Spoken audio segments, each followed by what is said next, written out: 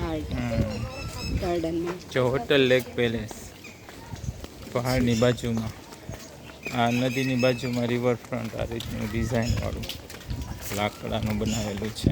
જો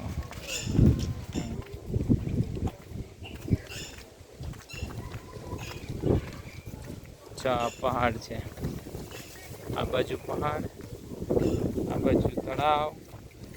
તળાવમાં બધી બોટો હાલે છે. અમે રાષ્ટ્રધ્વજ ફરકે છે. અત્યારે વાદળછાયું વાતાવરણ છે.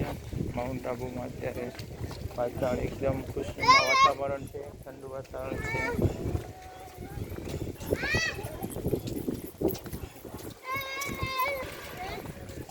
આ બાજુ તળાવ છે, અમે પાછો ફરવા.